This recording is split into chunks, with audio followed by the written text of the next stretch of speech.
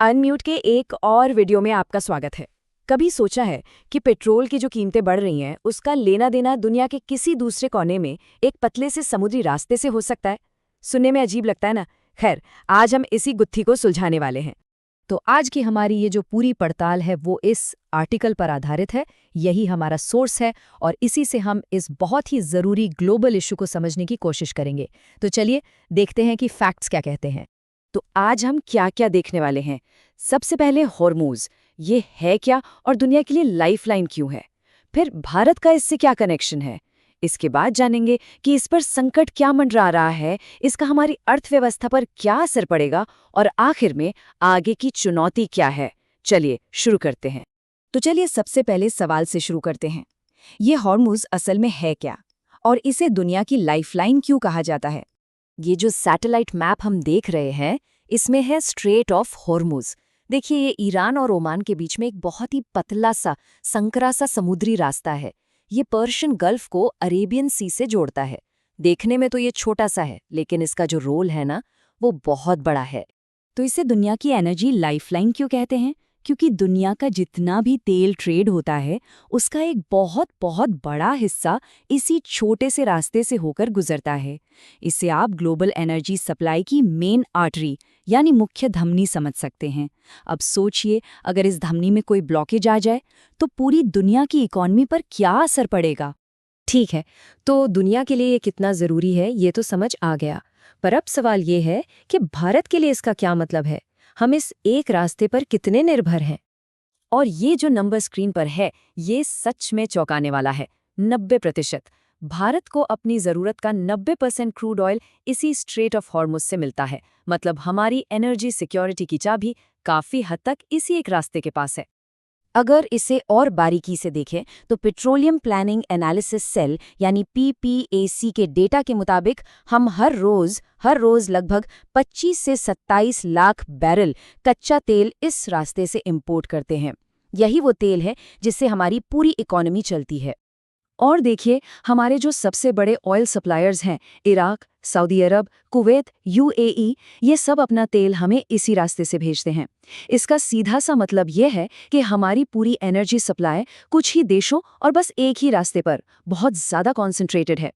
तो ठीक है, निर्भरता तो बहुत ज़्यादा है, लेकिन असली प्रॉब्लम तब शुरू होती है जब इस लाइफलाइन पर ही खतरा मंडराने लगे। और वही हो रहा है। एनर्जी मार्केट के एक्सपर्ट्स का साफ कहना है कि तेल की कीमतों में अगर जरा सा भी मतलब मामूली सा भी उतार चढ़ाव होता है तो उसका इंडियन इकोनॉमी पर बहुत बड़ा असर पड़ सकता है। तो आखिर ये खतरा है क्या? तो देखिए, खतरा है इस एरिया में बढ़ता हुआ जियोपॉलिटिकल टेंशन, खासकर ईरान, अमेरिका और इजराइल के बीच।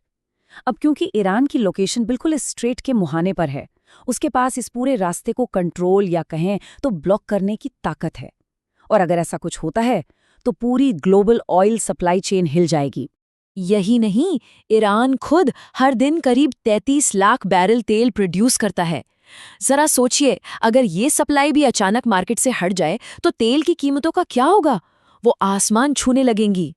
और एनालिस्ट्स का भी यही मानना है। उनका अनुमान है कि सप्लाई में अगर कोई भी बड़ी गड़बड़ हुई तो तेल की कीमतें तुरंत इंस्टेंटली 9 से 15% तक बढ़ सकती हैं। तो सवाल ये उठता है कि हॉर्मुज में टेंशन का सीधा असर हमारी जेब पर कैसे पड़ता है। चलिए इस पूरे इकोनॉमिक चेन रिएक्शन को समझते हैं। ये बिल्कुल एक चेन रिएक्शन की तरह काम करता है। स्टेप 1, वहाँ जियोपॉलिटिकल टेंशन बढ़ता है। स्टेप 2, ग्लोबल मार्केट में तेल की कीमतें बढ़ जाती हैं। स्टेप 3, क्योंकि हम बहुत सारा तेल इंपोर्ट करते हैं, हमारा इंपोर्ट बिल बढ़ जाता है। और स्टेप 4, इससे देश का करंट अकाउंट डेफिसिट यानी हमारे इंपोर्ट और एक्सपोर्ट के बीच का जो गैप है वो और भी ज्यादा चौड़ा हो जाता है। अब इस नंबर को ध्यान से देखिए। क्रूड ऑयल की कीमत में सिर्फ $1 का इजाफा होने पर भारत का सालाना इंपोर्ट बिल $2 बिलियन बढ़ जाता है। ये बहुत बड़ी रकम है। और सोचिए अगर यही बढ़ोतरी $10 तक पहुंच जाए तो हमारा इंपोर्ट बिल 13 से 14 बिलियन डॉलर तक बढ़ सकता है। और इसका असर फिर पूरी इकोनॉमी पर दिखता है। महंगाई बढ़ती है, सरकार का खर्च बढ़ता है, सब कुछ। तो अब जब हमने प्रॉब्लम को अच्छे से समझ लिया है तो देखते हैं कि भारत के लिए आगे की चुनौती क्या है। तो आज की बातचीत से जो मुख्य बातें सामने आती हैं वो ये हैं। पहली, हॉर्मोज ग्लोबल ऑयल के लिए एक क्रिटिकल चोक पॉइंट है। दूसरी, भारत की एनर्जी सिक्योरिटी इस एक रास्ते पर बहुत ज्यादा निर्भर है। तीसरी, इस इलाके में चल रहे तनाव हमारी सप्लाई लाइन के लिए सीधा खतरा है। और चौथी, यहाँ कोई भी गड़बड़ होती है तो उसका सीधा असर भारत के इंपोर्ट बिल और हमारी पूरी इकोनॉमी पर पड़ता है। और ये सब हमें एक आखिरी और सबसे बड़े सवाल पर लाकर खड़ा कर देता है कि इस ग्लोबल अनिश्चितता के माहौल में भारत भविष्य के लिए अपनी ऊर्जा ज़रूरतों को कैसे सुरक्षित करेगा, अपनी इकोनॉमी को कैसे बचाएगा। ये एक ऐसा सवाल है जिसका जवाब ही हमारे आने वाले कल की दिशा तय करेगा।